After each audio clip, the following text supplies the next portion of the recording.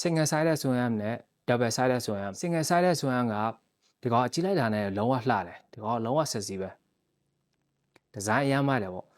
ဘေးဖြောက်တာလည်းလွယ်တယ်ဒီမှာဒီ lock nut ကြီးကိုဒီ special 2နဲ့ဖြောက်လိုက်ရုံပဲပေါ့နော် chain တင်းရတာလည်းလွယ်တယ်ဒီကောင်ကဒီမှာ lock nut လေးတွေရှိမယ် lock screw လေးတွေရှိမယ်အဲ့ကောင်ကိုဖြုတ်ပြီးတော့ဒီ C spanner နဲ့လှည့်ပြီးတင်လိုက်ရုံပဲပေါ့နော်ဒါပေမဲ့အားနည်းချက်တွေက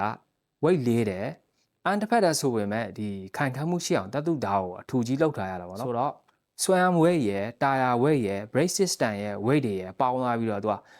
unsprung weight တွေသူကများသွားတာဒီ unsprung weight ဆိုတာဘာလဲဆိုတော့ suspension အောက်ကစုစုပေါင်း weight တွေကိုပြောတာပေါ့နော်ဆိုတော့ unsprung weight များလို့ရှိရင်ဒီခုန်တဲ့ bound force ကလည်းများတယ်အဲ့ဒီ bound force များလို့ရှိရင်တာယာခုန်နေပြီးတော့လမ်းမနဲ့သူကမထိတော့ဘူးပေါ့နော်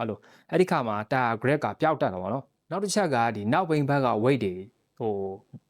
များသွားပြီးတော့ဆိုင်ငယ်ရဒီလိုဖင်ရမ်းဖို့အခွင့်အလမ်းများသွားတာပေါ့နော်ဒီခါကျရင်အကွေ့တွေမှာနှောက်ပြီးဒီလိုရမ်းထွက်ပြီးတော့မှောက်နိုင်ခြေတော်များတော့ပေါ့ပြီးတော့ high side crash လည်းသူကဖြစ်ဖို့ဟိုအလားလာများသွားတယ် high side crash ဆိုတာဘာလဲဆိုတော့နောက်ပြီးရမ်းသွားတယ် slip ဖြစ်သွားတယ်ဒါပေမဲ့ချက်ချင်းပဲတာယာ grip ပြန်ရတဲ့အခါမှာဆိုင်ငယ်ရလှိမ့်ထွက်သွားပြီးဒီ rider ကိုပစ်ထုတ်လိုက်တယ်လို့ဖြစ်သွားတာပေါ့နော် rider ကလေပေါ်မြှောက်တက်သွားတယ်ပြီးပြန်ကြတဲ့အခါဒီအခက်မသိရင်ဒဏ်ရာအကြီးကျယ်ရတတ်တာပေါ့အဲဒါကြောင့်ဒီ high side crash ကိုပြင်းထန်တဲ့ crash အမျိုးအစားအဖြစ်သတ်မှတ်ထားကြတယ်ဆိုတော့ခြုံပြီးပြောရရင်single sided ဆွဲရမှာက high side crash ဖြစ်ဖို့လည်းအခွင့်အလမ်းများတာပေါ့နော်လောလောဆယ်ကျွန်တော်တို့ Ducati ရဲ့ဒီ Panigale V4 က single sided ဆွဲရနဲ့တွေ့ရတာပေါ့နော် USBK မှာဒီ Ducati rider တွေဖြစ်တဲ့ Nicolo Bullica နဲ့ Navarro Bautista တို့က crash ဖြစ်ရင်ဒီနောက်ဘိန်းရမ်းပြီး crash ဖြစ်တာများတာပေါ့နော်ဆိုတော့ high side crash လည်းမကြာခဏဖြစ်တာတွေ့ရတာပေါ့နောက်ထပ်အားနည်းချက်တစ်ခုကဒီခိုင်ခံမှုအလုံးလောက်မရှိတာဆိုတော့ဒီ MotoGP ဘိန်းတွေမှာလည်း single sided ဆွဲရကိုမတွေ့ရဘူးပေါ့နော် MotoGP ဘိန်းတွေကဒီပြန်မြဒီ power က300 HP လောက်ရှိတာ哦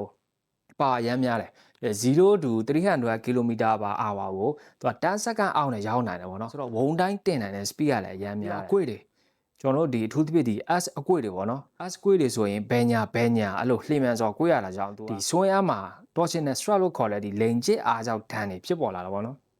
အဲ့ဒီ strut တွေကိုဒီ single sided ဆွဲအားကသူကခံနိုင်ရင်မရှိဘူးနောက်ထပ်ကြမ်းတမ်းတဲ့ဒီပြိုင်ပွဲတစ်ခုဖြစ်တဲ့24 hour ပြိုင်ရတဲ့ဒီ Formula Endurance ပေါ့နော်အဲ့ဒီပြိုင်ပွဲမှာလည်း single sided ဆွဲအား super bike တွေကိုမတွေ့ရဘူးဆိုတော့ဒါတွေကဒီ single sided ဆွဲအားရဲ့အားနည်းချက်တွေပေါ့နော် double sided ဆွဲအားကတော့သူကပေါ့ပါတယ်ခိုင်ခန့်တယ်ဒီနှစ်ချက်နဲ့တင်ကိုဒီပြိုင်ပွဲတွေအတွက်ကိုသူကစံနမူနာတစ်ခုလိုဖြစ်နေတာပေါ့နော်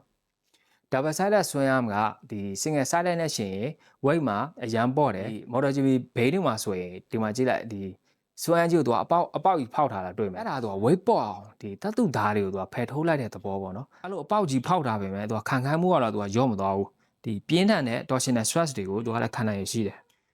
weight ပေါ့တဲ့အတွက် unsprung weight တွေလည်းဟိုကနည်းသွားတယ်ဘေးကအရန်မခုန်တော့ဘူး grip ကောင်းလာတယ်ပြီးတော့ဒီဖင်ရမ်းတာတွေလည်းတိတ်မဖြစ်တော့ဘဲနဲ့ဟိုက rider control ကောင်းစွာမောင်းနေနိုင်တာပေါ့နော်အားနည်းချက်တွေကတော့ဘေးဖြောရတာခက်တယ်chain ညှိရတာခက်တယ်chain ညှိတဲ့အခါမှာကျွန်တော်တို့ဟိုဘက်ဒီဘက်ကိုတေးချတားပြီးတော့ညှိရတာပေါ့နော်ဆိုတော့ဒီနီကုံ6ရရင်တော့ကျွန်တော်တို့ single sided ဆွဲအားကဒီဇိုင်းနဲ့လှလို့ထုတ်လုပ်မှုကလည်းသူကရှုပ်ထွေးတဲ့အတွက်သူကဈေးကြီးတယ်ဒီဇိုင်းကိုဦးစားပေးတဲ့ဟိုဆိုင်ငယ်တွေမှာတွေ့ရတာပေါ့နော်ဒီ double sided ဆွဲအားကတော့ပေါ့ပါတယ်ခိုင်ခန့်တယ်ဒီထုတ်လုပ်ရတာလည်းလွယ်ကူတယ်ပြီးတော့ဒီပြိုင်ပွဲတွေအတွက်စံနမူနာတစ်ခုသူကဖြစ်နေတော့ပဲပေါ့နော်